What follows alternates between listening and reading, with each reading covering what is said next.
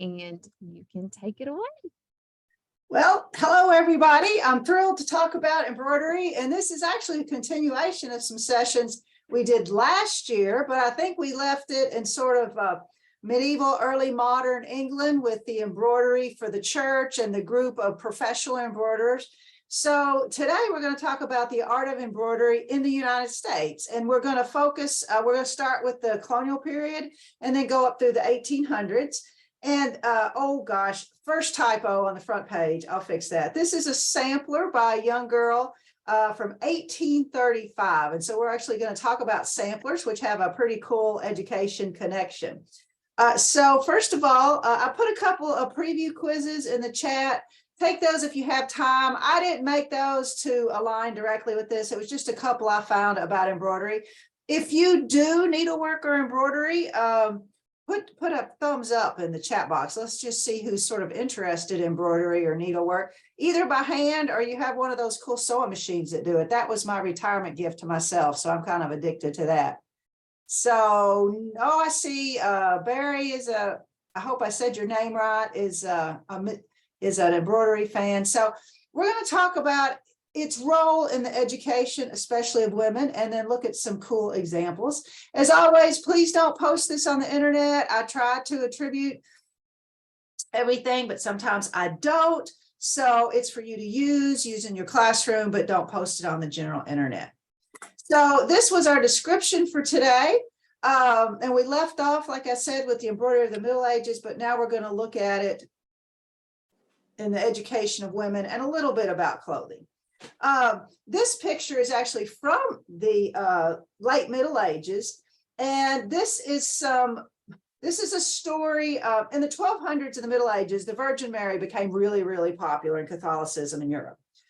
Saint Bernard, not the dog, but the first guy, he made Mary especially popular. So there were lots of stories that aren't in the Protestant version of the Bible, but were in the Apocrypha of the Catholic version of the Bible. And they tell about the childhood of Mary. And so one story was that Mary and some other young girls were picked to make a new veil in the temple of Jerusalem using their skills. So here they are presenting their samplers to the lady in charge, I guess, of choosing to see if they can embroider good enough. So that's going with our sampler theme. So just to review, and again, some of our key themes where we left off last year, and this actually is the information about this print. This print was really popular in the 1700s, and it goes along with our themes, and it is needlework, art, or craft, and do we belittle it because women have done it through time?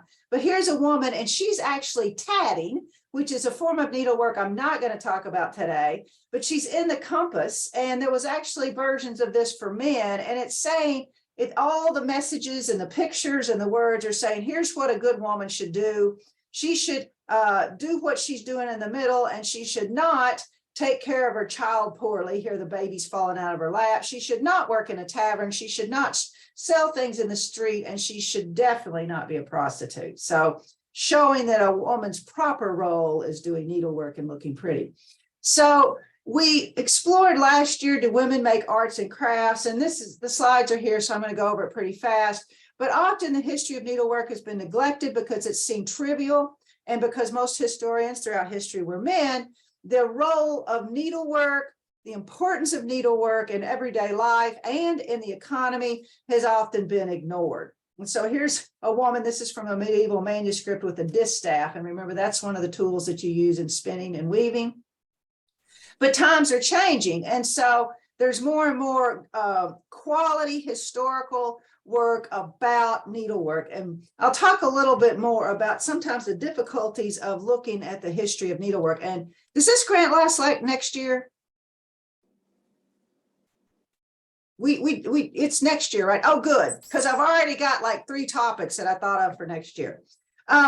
So the question is it an art or a craft? And then where is the line between an art and a craft? So here's some examples of kits you can actually order from Etsy, because embroidery is in a real resurgence right now.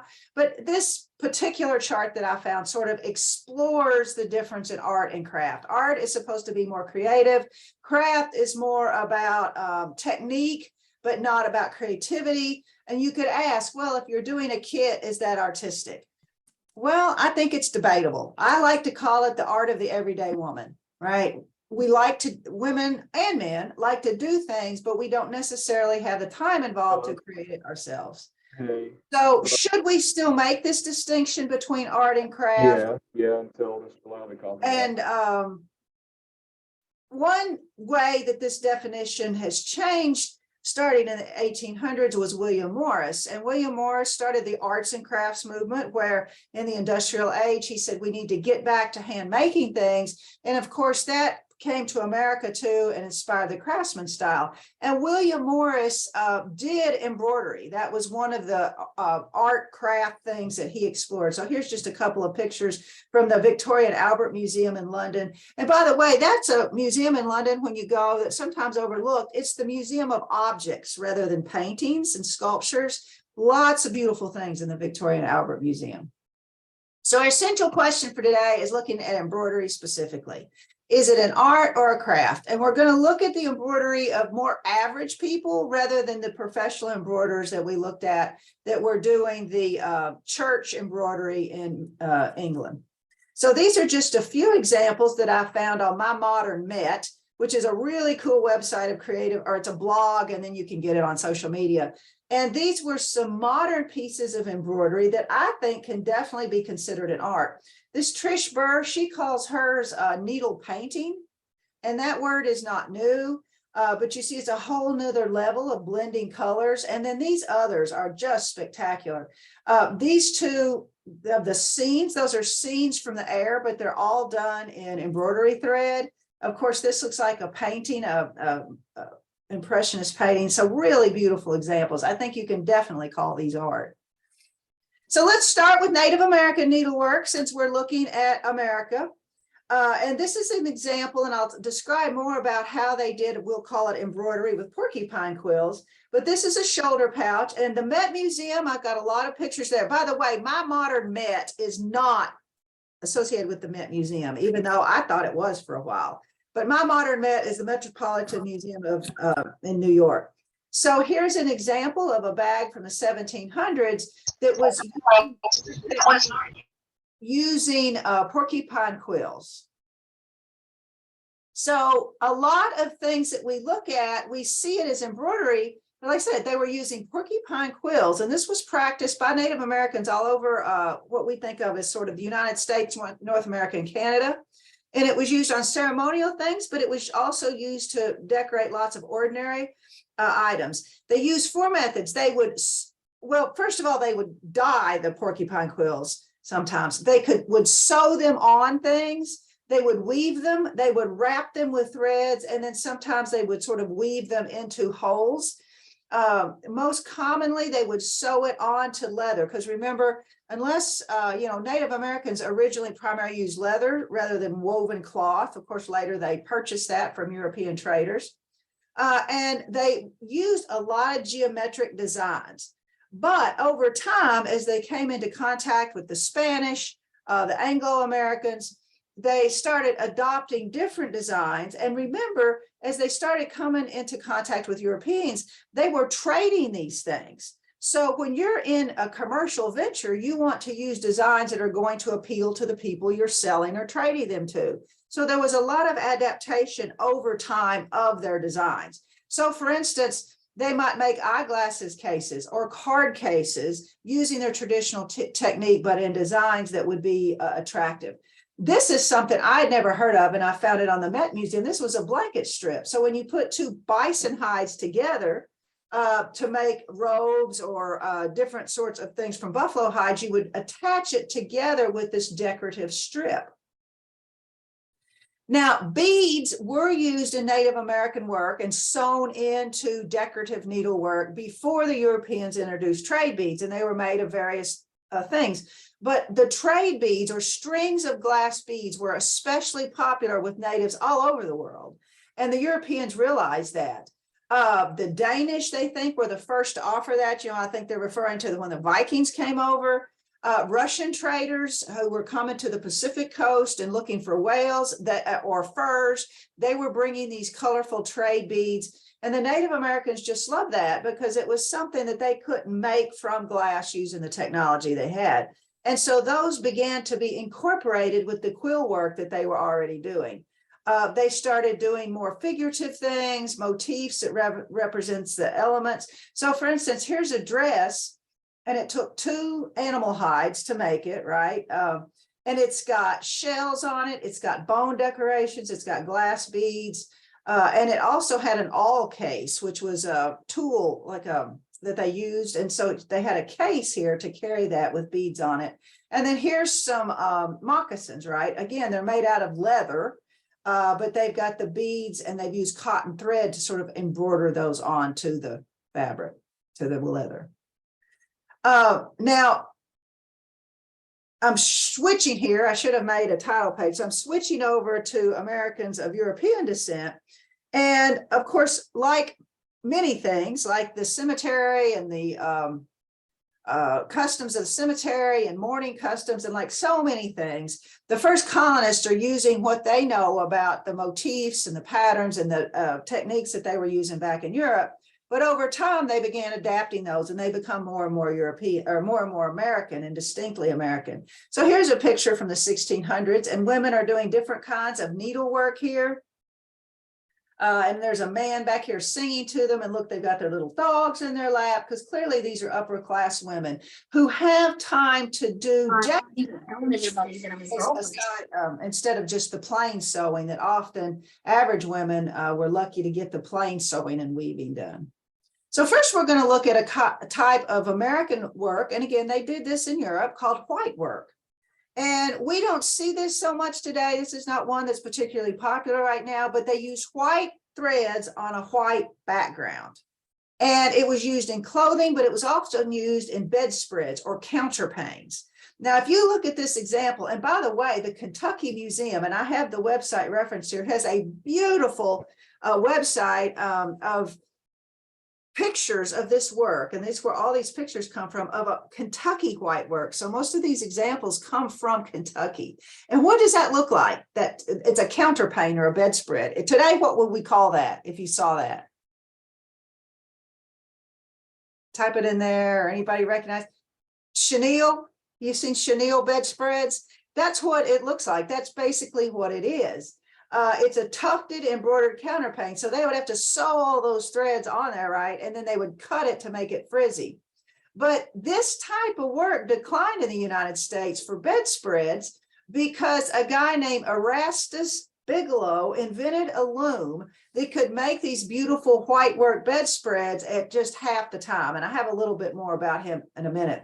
They also did a lot of white work that was similar to lace. And Americans never got into lace, making lace using traditional techniques as much as the Europeans. Now, they might purchase it, but even then, it was a very expensive, high-dollar product. You may have seen videos, you know, the Belgians make this lace, and now if you're a tourist, you go to a lace-making factory or, you know, see them hand make it and that sort of thing. This lace could be incredibly fine. So this would be a very fine, probably a cotton muslin. There were muslins that came out of India. You know, today we think of muslin as sort of an undyed, sort of almost coarse fabric you might use on the back of a quilt. But in this period, they would get these beautiful sheer muslins out of India, and then you would do embroidery on them so they would look like lace. And sometimes this is something that we don't hear so much of. There was a special hook called a tambour needle, kind of like a crochet hook. And you could put, you know, decorations on that. And I think I have a picture of that here in just a second. But, you know, imagine this is hand done. And by the way, this kind of sort of shawl that you wrap around your waist was called a fichu. Erastus Bigelow, he's mostly known as the father of the modern carpet industry. He patented over 35 different looms in the early 1800s. He mechanized the production of suspender webbing. So he, you know, imagine hand making that sort of cord that you use for suspenders, piping, which was used a lot to decorate things. Think of it as a kind of cord. He came up with a power loom to weave coach lace. And I'm going to have to tell you, I had to search long and hard to find a picture of coach lace. But what it was a very wide trim, and it was used to decorate carriages and coaches. It was also called livery lace. So you can find pictures of uniforms of the servants of Europeans, and then they would have their own custom livery lace handmade. So he came up with a loom to make this. And then he came up with the automatic carpet loom, which meant now average people could afford carpet in their homes. But he also did that bedspread loom, bedspread. That's hard to say. Here's some more examples of counterpanes, and these are from the Kentucky Museum. This one's corded and stuffed, right? All hand done. This is a handmade one from England, which was imported into the United States. So this was a very expensive consumer item. And usually you would do that in 2 strips, but 2 weavers worked on this extra wide loom so we didn't have a seam down the middle. And today these look a lot like chenille, or sometimes they're called hobnail bedspreads. Here's some more examples of ones that are embroidered using different techniques. Now this is actually, this one in the bottom right corner is a whole cloth quilt. And I'm not talking about quilts today, but that's an idea I have for next year. Which definitely could be an art and a craft. All handwork in these, and some of them are a little late, but this one 1790, and it survived. And then here's some examples of some of the white work clothing made to look like lace. There's the tambour needle, right, with a little hook. So here's a cap, and that is embroidery on very fine netting. Here's a handkerchief in that see-through muslin. And so ladies would have these lovely handkerchiefs. This is called, I'm not sure how you say it. It's a fancy collar. And you see portraits with women with these collars. And then here's a print from 1789 from the British Museum of women who are doing their needlework. Good women always had their needlework in hand. So now let's talk about samplers, which had a huge place in the education of women. The American Folk Art Museum has a beautiful collection of these with beautiful color pictures. So here's a couple from 1788 and 1789. And both of these were made by young girls. Most of these girls were 11, 12, 13 years old. And so imagine today, if part of the education of the young women in your middle school, elementary school classrooms was to create a sampler.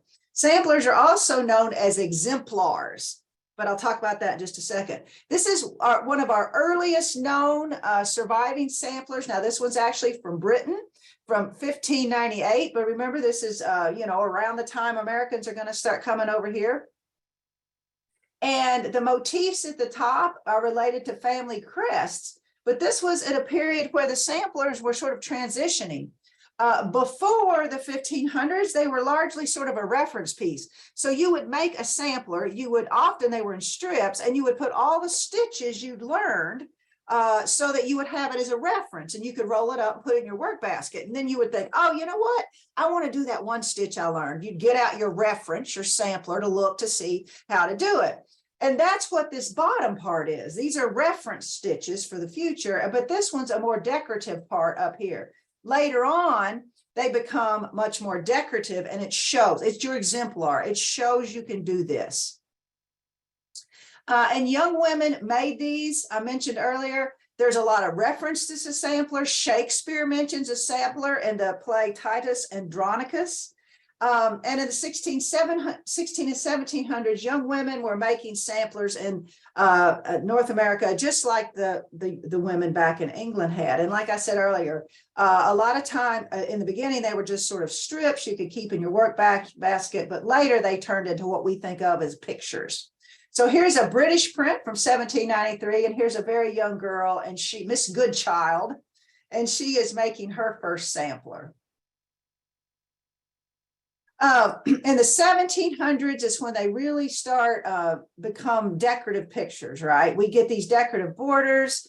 Often they would put verses in them, and there's different styles that are often attributed to different colonies. And one of the, this beautiful 2-volume book is all about samplers that I use today. And beautiful pictures. And so some of these pictures, I saw them first in her book, and then I was able to find them on the internet. Then later they become even more and more pictorial. So they start leaving off the verses, maybe the alphabet, and it's just a beautiful picture that is an example or an exemplar of a girl's work. And the canvas, now I will say some of these are what we think of as embroidery, and then some of these are what we would call today counted cross stitch, right? And these counted cross stitch today is done on Aida cloth, A-I-D-A, and it's cloth with little squares, right? The bigger the square, the bigger the stitches. And today, about the smallest Aida cloth, counted cross stitch was people were crazy about in the 80s, and it's coming back into style. About the smallest one you'll see is maybe 32 to an inch, and that is tiny. That is hard to see. But some of these fabrics they did have little regular, sort of squares they followed, might be up to 52 little squares per inch. So tiny little stitches on this fabric. And the canvas might be hemp, it might be flax, but it had to have those regular squares if you're doing this sort of what we would call a counted cross stitch technique. So let's connect this to female education. So girls, even if they didn't go to school, would be taught from a very early age at home the basic stitches, and she would do a sampler in which she would both learn sewing, but then she would use that as a reference in the future. Then if she was sent to school and more ladies' academies were established in colonial America and early America, then she might we'll say go to another level and make one that's even more decorative and complicated. And so again, that 2-volume set by this historian, she has been able to identify designs that were probably created by a specific teacher at a specific academy, because they're surviving examples from these different girls that went to that academy. I mean, she's done some incredible work to make those connections. So when you went to that higher level, probably your 13, 14, 15, 16, when these girls would go to these ladies' academies, they would have exhibition at these schools, and to that beautiful work that would then serve as an advertisement for that school. So the girl would take it home, and her mom's friends would come over and say, "Oh, little Sally, what a beautiful picture she made." And the mom would say, "Oh yes, she went to Miss Rebecca's academy in so-and-so town." And so it was an advertisement for the skills of those particular teachers. Now, remember, these schools were teaching young ladies accomplishments, right? It wasn't necessarily about an advanced education of what we think of as academic subjects. They might be learning painting. And in fact, this is a miniature panorama made by a young girl, and it's watercolor and ink on silk. She painted on silk, and there's 12 vignettes that show some of the things she did at this school. So they might learn some geography, but a lot of it was a focus on painting and music and things that accomplished young ladies needed to know to be accomplished wives. Panoramas, now this is a very small one. This is just about 7 inches high. Panoramas were popular during this period. Think of it as a substitute for a movie. They would paint these scenes on huge canvases, sew them together. You would go to a theater, and then they would unroll it. So for instance, there's one about scenes from the Mississippi, and it would unroll, and you'd see this painting like you were going down the Mississippi. So she was following a style, but she did it in miniature.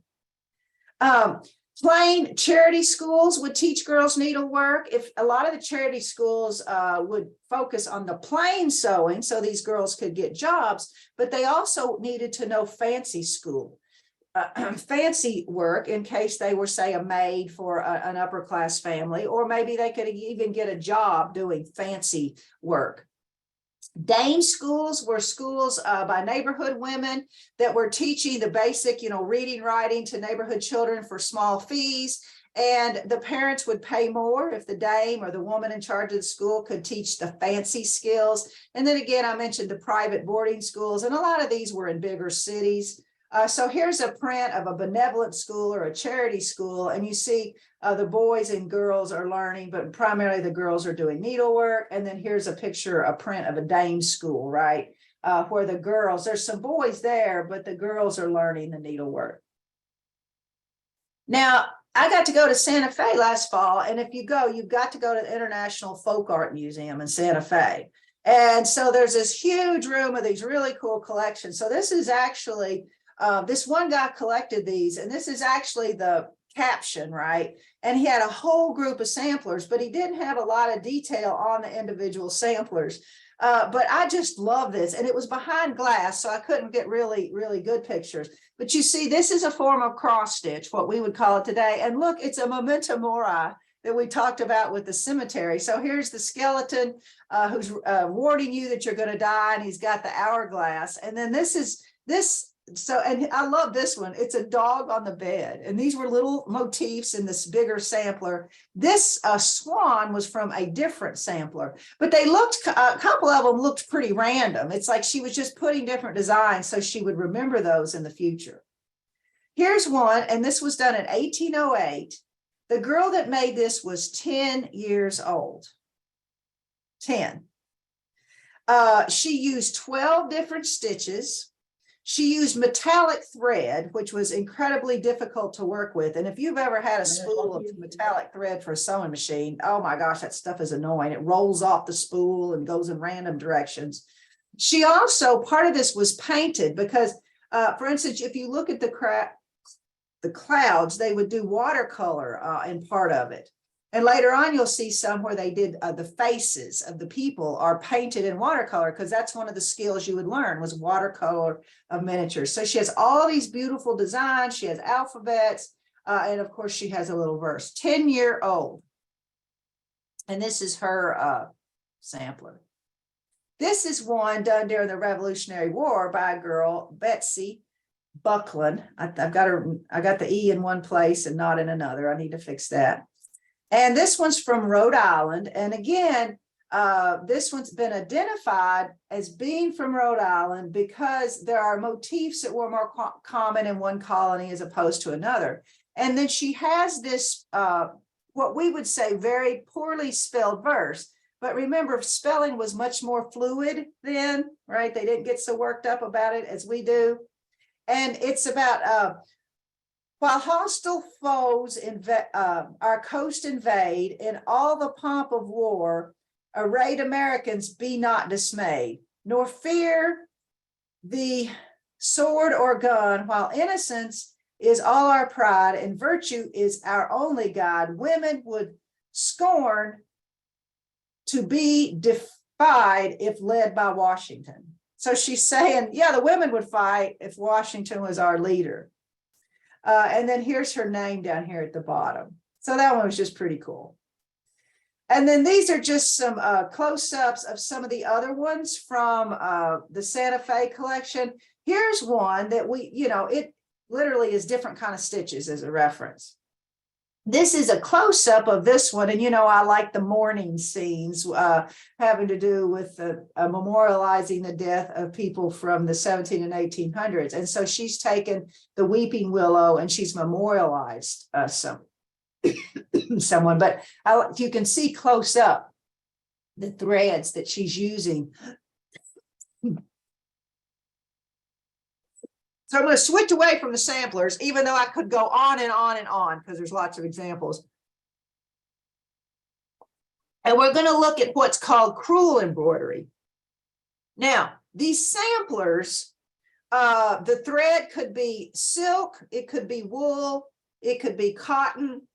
But generally in these early periods, the background was linen, which is made of flax, or maybe a cotton canvas. But later, this phase where you're using the cotton or linen backgrounds is going to shift over and where silk is more popular. But we're going to stay back in our early period traditions from England shifting over to colonial America.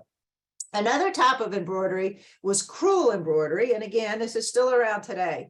And the word crewel actually refers to the yarn and not the technique. But we just call it crewel embroidery. So like if you go on Etsy or eBay and put crewel embroidery kits, You'll find all sorts of them, mostly from the 70s, because it had a huge resurgence in the 1970s. But it's a small 2-ply yarn. Worsted means a fine quality, right? Long staple wool.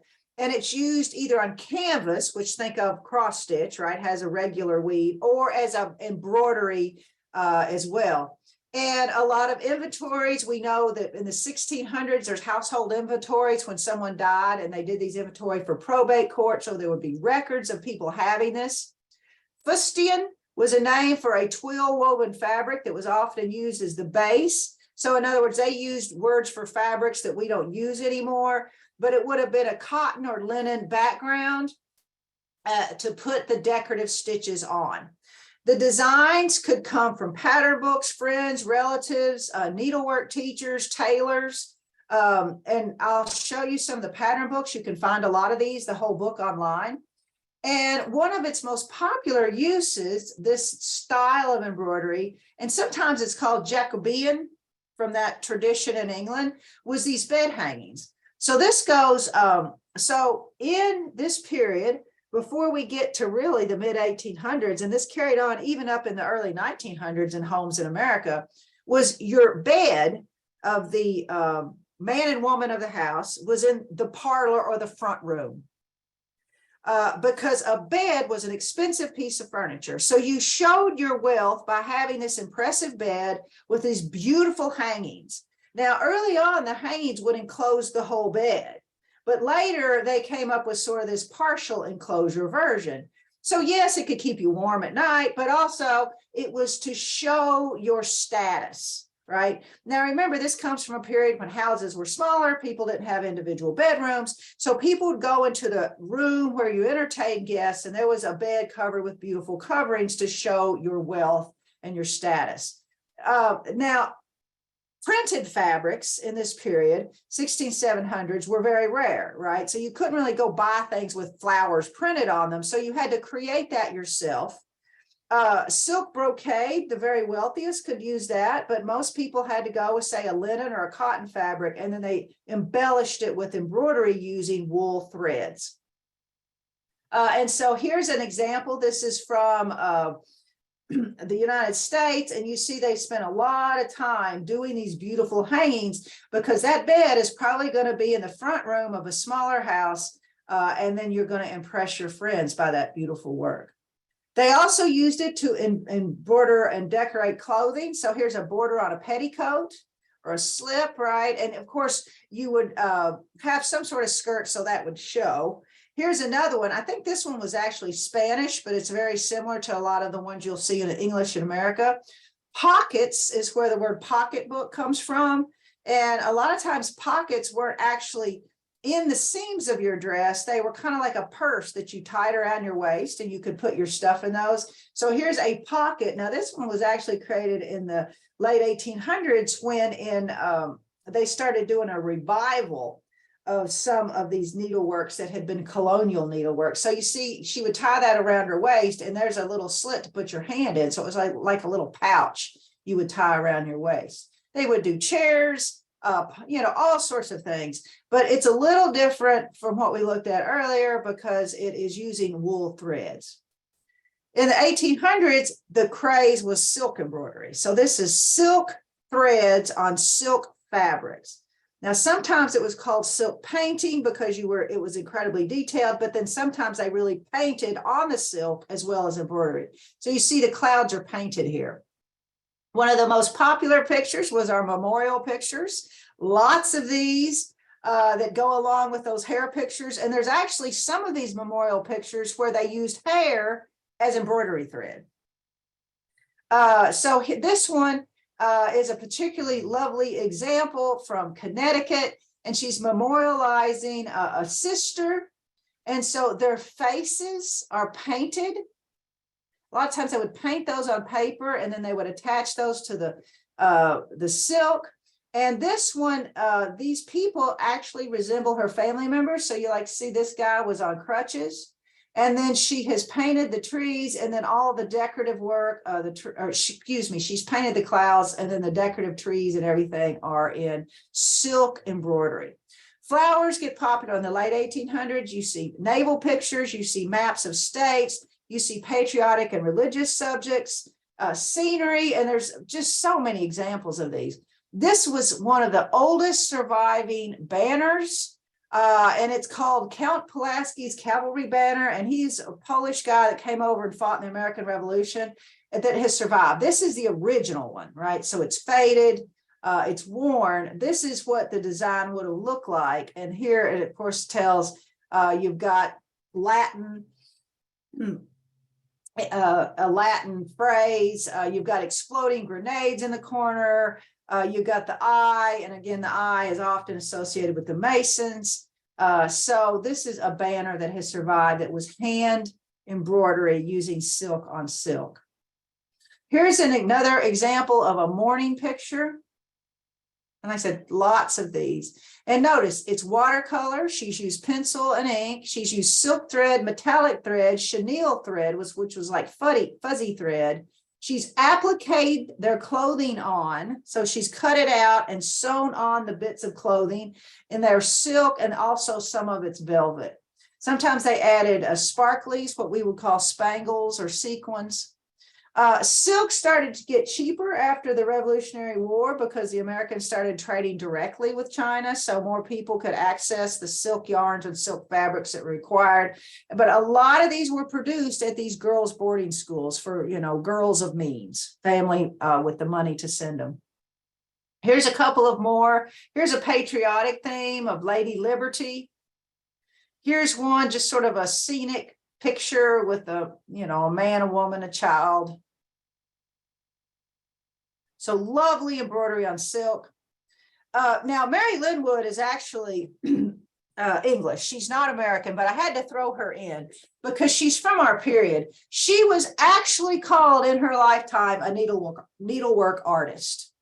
And so she exhibited her crewel embroidery. She used wool. And she exhibited this in England. She actually had a museum.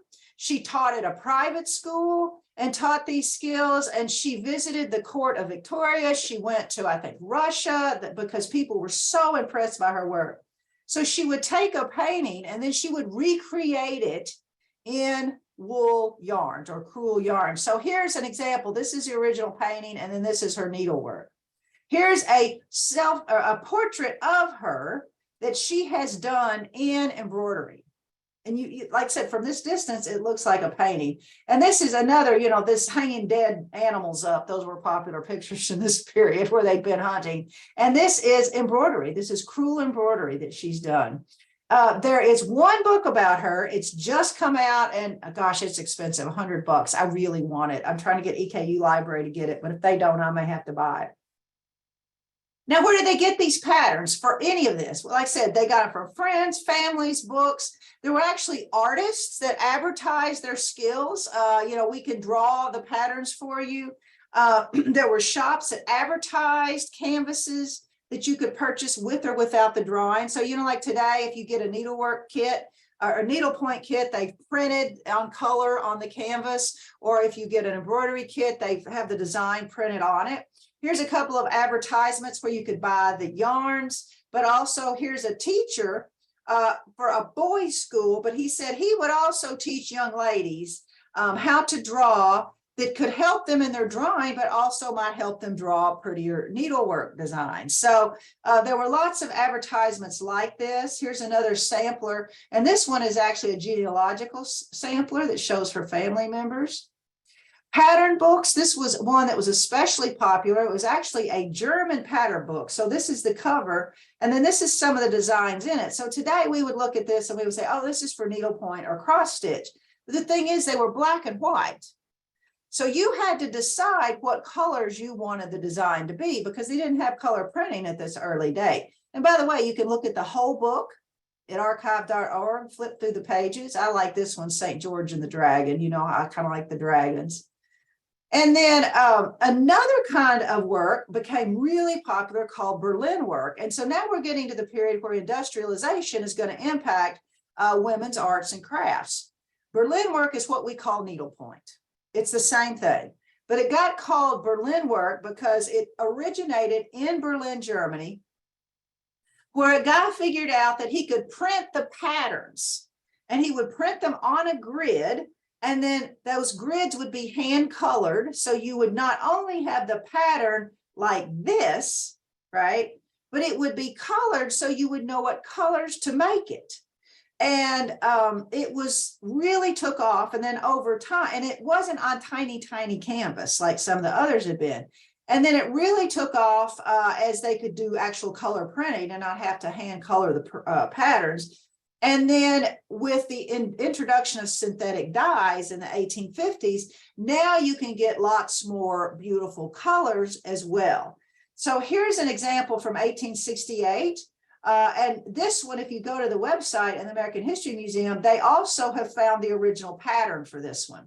Now, what I'm not sure about is why they didn't fill the background, but they came out with this new kind of canvas that had these stripes on it. So it made it easier for you to find your place. If you've ever done counted cross stitch, it's easy to get lost when you're looking at your pattern and then your fabric, and it's easy to get lost in the squares. This is, if you like this picture, you can purchase this. It is on sale on eBay right now for about $1,200. But Berlin work was incredibly popular, and it really eclipsed a lot of the other styles of needlework in the 1830s. So a lot of the examples are what we would, like I said, we call it needlepoint today. This is just a picture from a modern site that shows the different sizes of canvas. So 18 count is pretty tiny today. This is a colored Berlin work pattern that you could purchase. This is a periodical, the Young Ladies Journal, and you can find lots of full complete issues of this online at archive.org. And it shows a Berlin work pattern in that, and it also covers every other possible kind of needlework you'd ever want to do. This book, Miss Lambert's Complete Guide to Needlework and Embroidery, it has instructions to do lots of different things, and you can see all the different types of needlework and what we would call sort of, it's not just needlework of, well, no, about all of this is needlework. Some of it's crochet, embroidery, tatting, all sorts of things. But a lot of people criticize Berlin work. They said, oh, that's needlework for dummies. That's too easy. Because, you know, everybody likes to look down on somebody else. And Miss Lambert defended it. She said the talented needlework woman, who even though she may be working a pattern, still produces what might be called a painting with needle. In other words, people criticize Berlin work because they said, you're not being original, you're using a colored pattern. So we always like, you know, there's always somebody that's going to say, oh, that's not creative enough. Another thing that was really popular was this cross stitch or embroidery on perforated paper. So it was stiff paper with holes in it.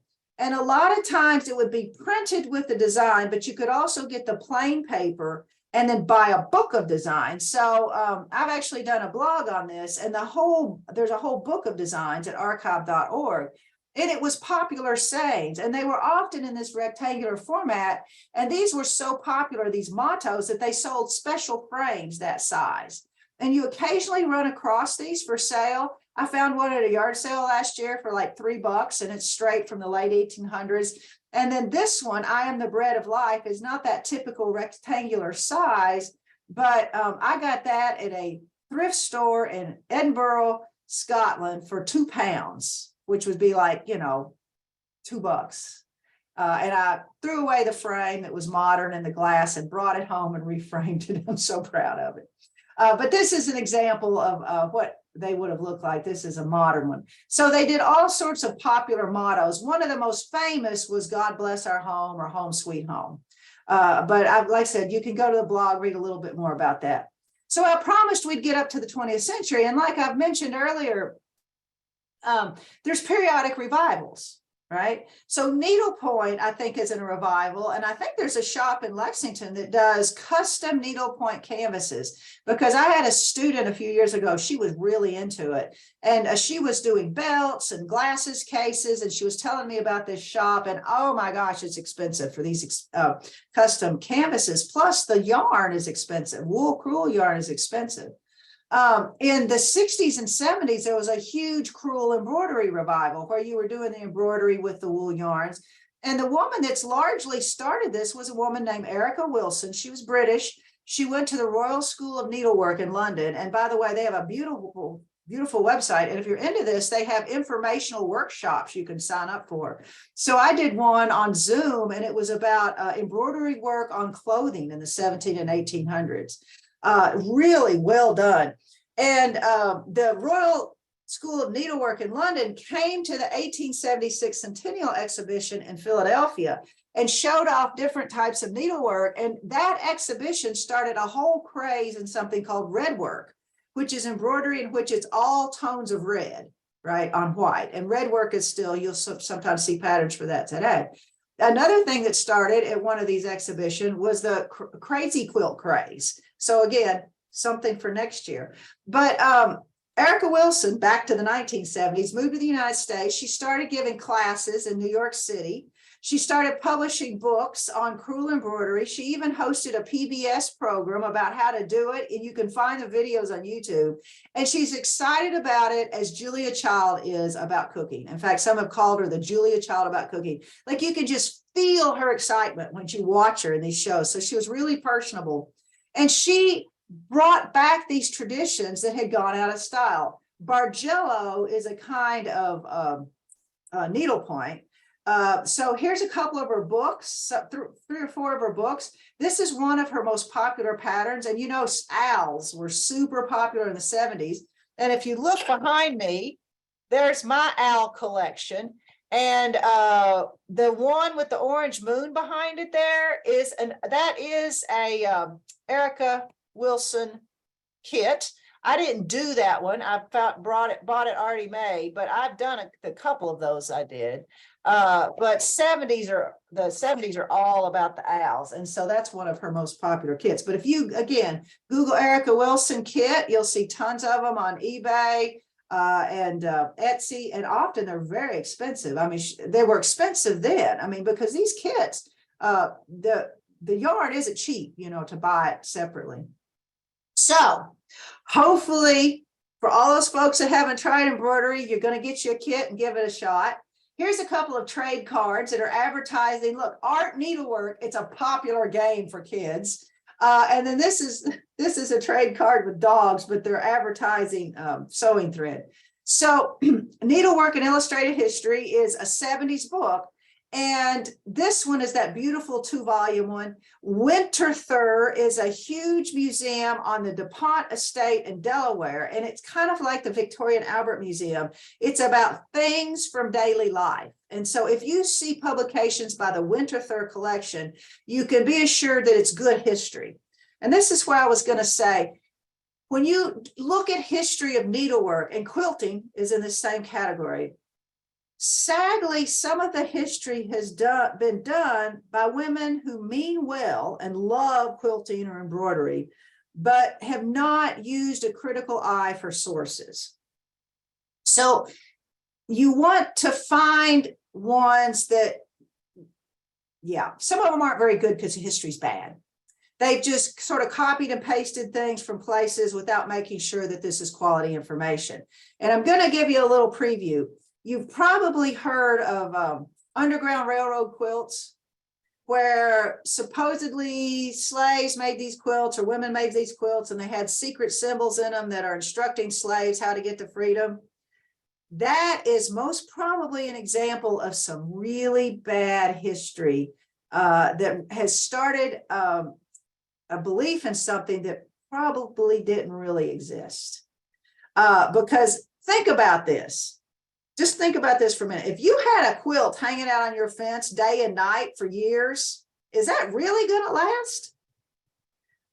So it may be an example of a well-meaning person that wrote some really bad history, and then it sort of gets, it becomes true. So sadly, because needlework has been overlooked as a valid subject for historians, some of the books you get aren't that great. If you want to look at different embroidery styles, again, the Victoria and Albert Museum has a great overview at this length. The Winterthur collections have a lot. Also, like I said, the American Folk Art Museum has beautiful collections of needlework, quilting, and then the Met Museum has beautiful collections. So some museums have more things related to needlework and the history of textiles than others. Needlework pattern books, you can go on archive.org, is a wonderful place, and you can find all sorts of pattern books. And then here's the links for just a few. Of course, there were women's magazines were published in the 1800s, and they always had patterns for not just needlework, but clothing. So for instance, here's links to just 2 of Godey's Ladies book, which was like the most popular magazine for women in the 1800s. And there's 2 whole text editions for those ladies magazines. Now they're mostly in black and white, but they feature these color plate of styles, and you'll see these as prints in junk stores and antique stores where they pulled out that colored plate and then framed it as a print. But you can find the whole thing on archive.org. And so a lot of these clothing, they weren't just sewing the clothes like we would think of, but a lot of this was decorative needlework that the women would create themselves. If you like the historical fiction, remember I recommended a book by Tracy Chevalier about tapestries. When we looked at the late Middle Ages, I just listened to this one, the audiobook, A Single Thread, and it's placed in the years after World War II, after World War I, when there were surplus women, like lots of men had died, English men had died in World War I. So it's a really good story, but it's about this real thing in the 30s when this group of women at Winchester Cathedral said, let's make these custom cushions to kneel on at church. And so this is a picture of some kneelers, and these are modern ones that have been created. But so the book is a story of a real thing that happened in England, but it's told through these fictional women characters. So it's really good and representative of the time period. So back to our essential questions. I want to ask you, and we've still got just a few minutes, are there things here that you can use in your classroom? I know, I think, of course, some of you are music teachers and not art teachers, but could you teach students needlework and it be considered art today? Or what if you said, okay, 9-year-old girls did samplers? Give me some ideas here. Is any of this useful and something you could use in your classroom today? I would absolutely love to teach some needlework. I'm an elementary school teacher here in Stanford, in Lincoln County. Yeah. The problem that I'm having is I don't have very much of a budget. It's kind of a new art program here. They've never really had a qualified art teacher, and there's just not a lot of budget for it. So I've tried to get, for example, Hobby Lobby to see if they would donate any kind of looms or anything like that to the program, but they don't do that sort of thing. And Walmart doesn't sell it. And I'm just, this is the first year that I've been here getting it active and running.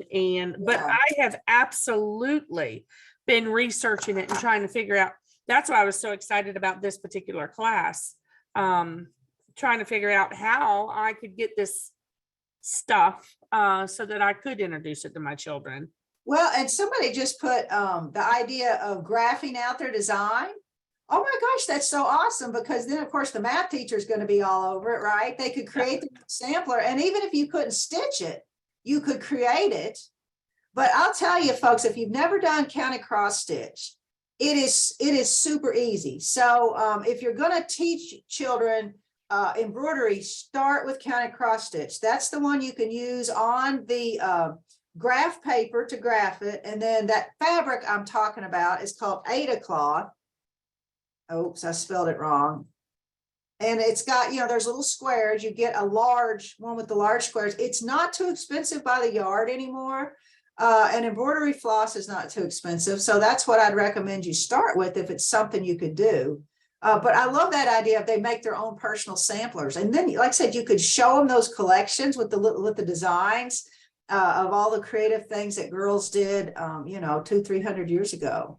I'm not sure who was asking about has the new program at the elementary school, but we work real close with our county extension agency here, and they came in and did a sewing club. So that might be a resource for you to check Yeah, on. and they might have the some funds to buy, because like I said, a big pack of embroidery floss and a big piece of 8 o'clock wouldn't be that expensive. Check with your county extension agency. And now with videos, on YouTube, how to do things. But like I said, county cross stitch is super easy. I'm going to be honest. I've always loved needlework. And in high school, yeah, I get most of my stuff at yard sales. Rebecca mentioned you can find a lot there too. Yeah, when I was in high school, well, classes were boring sometimes. And so if I was bored, I would get in trouble. So I started doing county cross stitching class when I'd finished things. And then I had a few slacker teachers that just didn't teach. And I did a lot of county cross stitch in high school in class. And the smart teachers learned to leave me alone and let me do it, because if I was bored, yeah, they'd rather me be doing county cross stitch that would keep my mouth shut and I'd still make an A, as opposed to let me get bored and bug other people. But so. Yeah, and like I said, lots of people have craft stuff. I find a lot of it, other places. Well, that's good. I'm glad it's somewhat helpful. I want to talk, hopefully, like I said, next year, hopefully KEDC will ask me back, and I've got some ideas for quilting too. But like I said, I've got a couple of different blogs on my website. One's more about the mottos that people use, and then another one's about fancy work, which is a name for all sorts of needlework and crafts that women did in the 1800s, and then they would sell it for charity purposes. So for instance, the movie Gone with the Wind, when Widowed Scarlet is at that charity ball to raise money for the war effort, they're selling fancy work. And so it's the equivalent of Etsy today, only of course we have a website to do it on.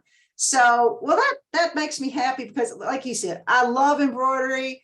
I call it my museum of the average woman, because every time I see an embroidery piece that somebody's practically throwing away at a yard sale or at a junk store, I have to buy it. My hall and my stairwell is covered with pictures that I've found. Some I've made, some I'm running out of room, but it speaks to something that's overlooked, because a woman has made this beautiful creative thing, and then there it is being thrown away. So I rescue them every opportunity I get. Thank you so much, Dr. Resor. As always, a fantastic cadre with our amazing leaders. So I'm going to post the evaluation in the chat. You all complete that, so we know that you're here and things like that. And I know many of you all are interested, so I'm going to discuss with Wendy about budget and things like that. There may be a way we can work out some of this crafting and work that into our budget here to get you all some supplies if need be. So you can put something like that in the evaluation on the question, anything that we can help with. I will stay on. Wendy had to leave and take Addie to Danville to volleyball. I'll stay on as long as any of you need. If you have questions about KEDC grants, invoicing, or anything we can help you with. So any questions for Dr. Resor at all?